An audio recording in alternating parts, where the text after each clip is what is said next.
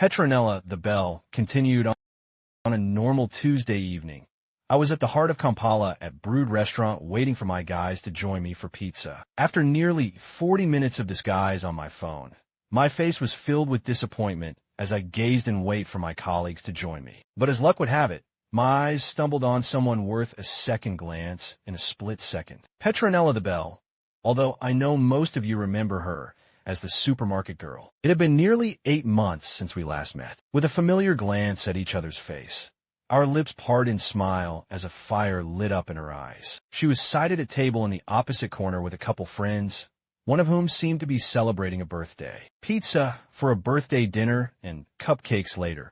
Who would refuse such a special offer, especially from a clique of loving friends amidst today's economic hardships? She stood and walked toward my table, and I met her halfway with a warm hug. Out of habit, my eyes fell to her hand to look for rings. We shared greetings before retreating back to my table for a few pleasantries. "Oh, it's you, the guy from the supermarket, right?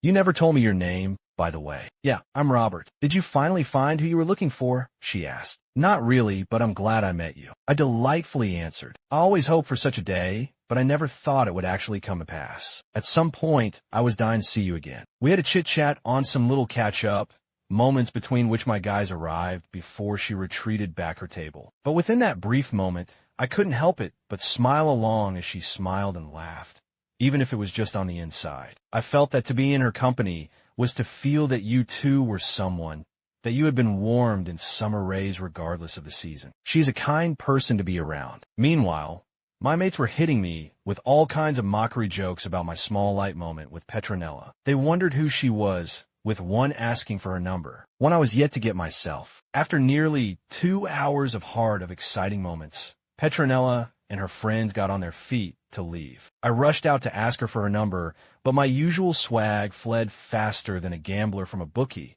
as I approached her. I wasn't ready to miss it again. She smiled, eyebrows raised as her manicured hand rose to take hold of my phone. In a few seconds, 10 digits adorned my 5.0-inch screen before our last hug and goodbyes. As she walked away with her friends, I stayed out for a minute staring at her. She has a kind of understated beauty.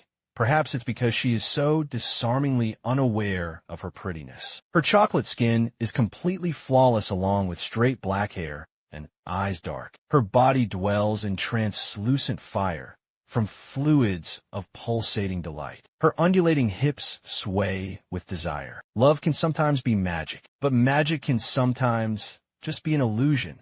Javan. Hi everyone.